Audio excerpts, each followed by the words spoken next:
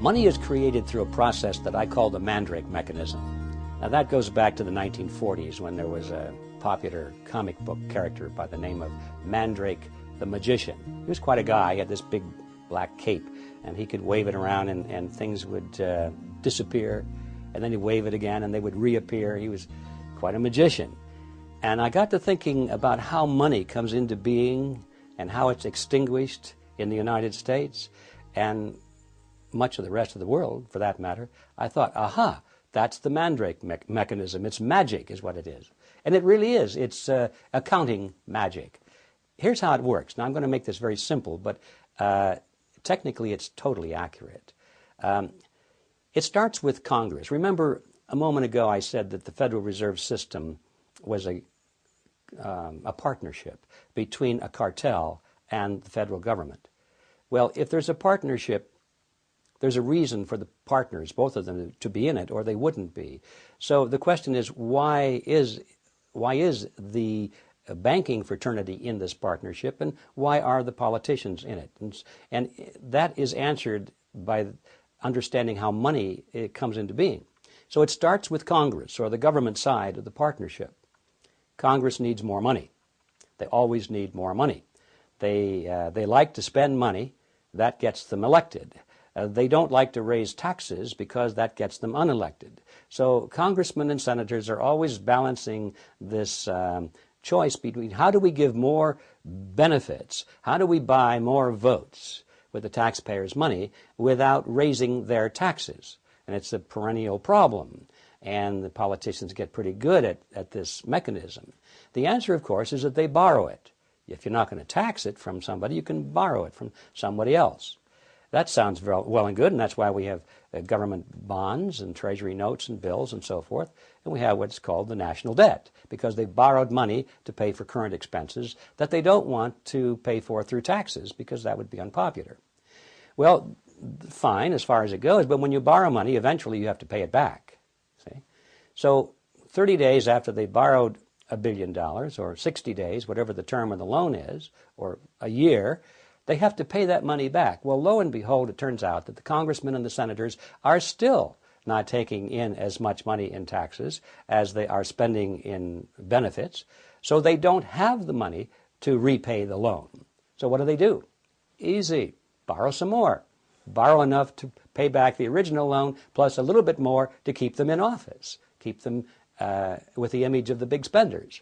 So this process goes on and on and on, and that's why we have the national debt growing and growing and growing. So far, so good. If you borrow money from somebody who has the money, you don't really increase the money supply. All you're doing is just taking it from one person and promising to pay back interest on it. But the money supply doesn't increase. The Federal Reserve enters the picture at this stage because, you see, they can never borrow enough from the private sector. There's never enough existing money out there for the politicians to borrow without having to raise the interest rate very, very high to attract it, which is also politically unpopular. So they don't want to do that either. So what do? They go to the Federal Reserve System, and by agreement, remember this is their partner now in this agreement, the Federal Reserve System agrees literally to create the money that they're going to lend to the government. It's not really a lending at all, as you can see, but they use the old traditional words of lending it to the government, when in fact all they're doing is just printing it for the government. They're creating it for the government, and then they call it a loan. Of course, they don't print it all because most of it's checkbook money, but nevertheless, the process is the same as if they had just turned on the printing presses and printed all this money and gave it to the federal government. And then they were going to loan it to the federal government and charge the government an interest on it, and that's a misnomer either. What they should really say is, we've created it for the federal government, and now we want a service charge. That's an accurate understanding of what is really going on. But instead, they confuse it by saying that it's a loan and interest. So now, once the Federal Reserve System creates this money out of nothing, literally, it's fresh money into the society, into the economy, and that's how the money supply keeps growing and growing and growing. Now, that's just the beginning, though. Now, most people are alarmed when they hear about the fact that the Fed can create money out of nothing and charge interest on it, so-called interest. But that's just the beginning of the story. Let's follow that money and see where it goes. Remember, there's another partner in this thing. We've only looked at the government partner. What about the banking partner? What's in it for them? So let's follow the money and find out. Let's say, for example, that our postal delivery guy gets a $1,000 check from the federal government. Now, that's money that was created out of nothing by the Federal Reserve System. He doesn't know that. To him, it's perfectly good. It's a check. It's a government check. He can spend it. So he takes it down to his private bank, his commercial bank, and he deposits it into his private checking account. Now the money suddenly is out of the government cycle, the government side of this, and into the commercial banking side of it. Now this is where the action really heats up. If I were a banker and you were the postal delivery man, and you came into my bank with your $1,000 check and you deposited it into my bank, into your account, I could go to the front of the bank and address everybody in the room there, and I could say, attention everybody, this fine gentleman here has just deposited $1,000 into our venerable bank. And now we have money to loan. And everybody would be happy because they know that many of them are there to borrow money, and they know that the more money there is to loan, that usually means the lower the interest rates are. So they're all happy. So some fellow over here says, well, how much did he deposit? And I say, well, $1,000.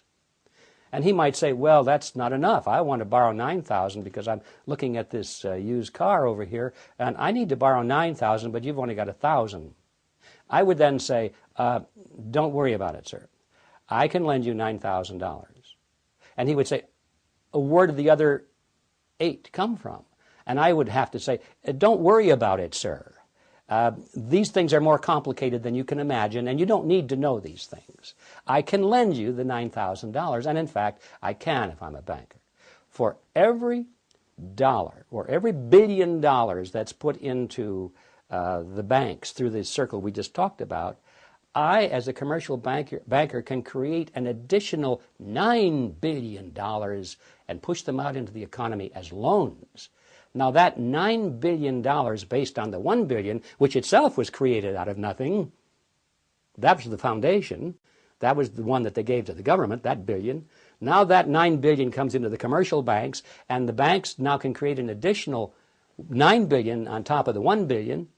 All of it is just fiat money. It's created out of nothing, but the commercial banks get the bigger end of the deal, as you can see. They can create 9 for the private sector called loans, and these are genuine loans, and that is where our money comes from. That is how money is created. Every bit of it is created in this fashion.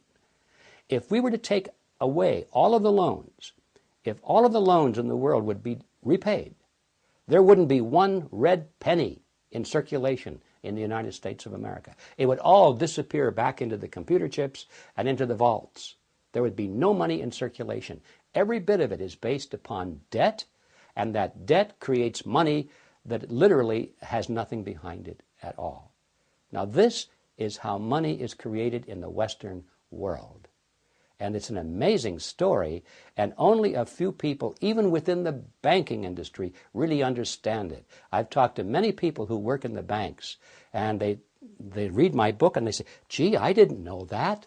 All they know is how to keep the numbers balanced in the columns and how to fill out the application for loans. They all have a job to do. Only a very few people at the top know how money really comes into existence.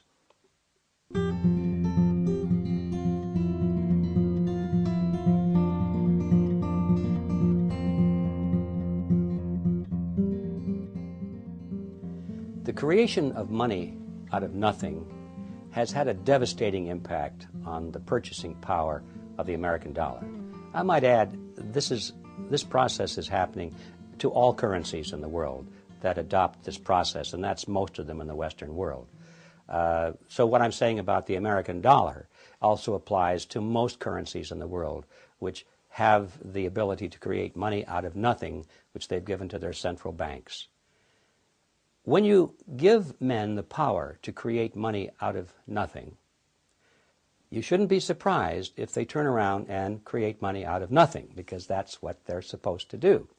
Now, the underlying philosophy is that, well, we'll be very conservative about it. We won't run rampant. We won't abuse this power, would we, for our own personal gain or our political advantage? Heavens no, we would never do that. We are wise and wonderful people, and you can trust us, they say. So we give them blindly this power to create money out of nothing because we trust them to use this power wisely. Nowhere in history has this ever been a justified trust. Every time man has had that power, and this started back in antiquity, those with the power have abused it, and they have created more and more and more money at a rate much faster than the expansion of goods and services which are being produced by the productive side of the economy. Now, if the goods and services were growing at a rate which is exactly the same as the money supply, then the purchasing power of the monetary unit would remain constant. And in fact, it has happened that way wherever men have not had the power to create money out of nothing. For example, when money was based on monetary units like gold or silver, it's interesting, I think, to know that in ancient Rome, if you had a 1-ounce gold coin, that would be the cost of a nice toga, a handcrafted belt, and a pair of sandals. Today, thousands of years later, if you have a 1-ounce gold coin with no numismatic or collector's value to it, just a cougaran or a bullion coin of some kind, and you convert that into Federal Reserve notes, you can walk into a store and buy a nice suit, a handcrafted belt, and a pair of shoes. The real price of those items, and all items for that matter, throughout history, does not change when measured in terms of something of intrinsic value, such as gold or silver, because those things take human effort to produce as well as the belt, the toga, and the sandals. Both of them take human effort to produce, and that's why they maintain value with each other. But once you break that away, and you give men the power to expand the money supply without that discipline, they're going to expand the money supply faster than the increase in goods and services. And then you're going to have this difference in purchasing power. We call it inflation. And inflation, I think, is a bad word because really we think of inflation as rising prices. But in reality, what's happening, prices are not going up. It's that the value of the dollar or the monetary unit is going down. That's what's really happening if we understand the process. And it's a tax, therefore. Our lost purchasing power, what we have to pay more for a bag of groceries today than we did 5 years ago, comes out of our pocket, comes out of our earning capacity. That is value which we should have, but it's been taken from us through a process that we call inflation, but in reality it's a hidden tax. It's a tax that is more vicious than any other tax you can imagine. There are no exemptions, no deductions. And those with the least amount of money pay it to the highest degree. I mean, it's the most unfair, most unjust tax you can imagine. And that is what inflation is. Inflation is the result of being able to create money out of nothing. And that is the power we have given to the Federal Reserve System. Therefore, we can say that the Federal Reserve System is the agency of a hidden tax called inflation.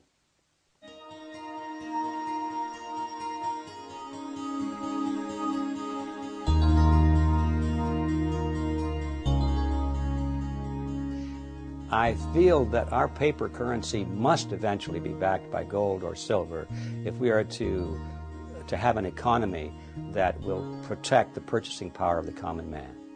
We must have it furthermore to protect our freedoms, because if we lose our economy, if we become totally dependent economically upon the state, then we've lost our freedom. We become vassals of the state. And all of this can be traced back to the fact that our monetary unit is completely valueless, or let's say it is valued only at the whim of our leaders. And that is a very precarious position to be in. I don't think anybody, if they thought it through, would ever say, that's the system I want, and yet that's the system we have.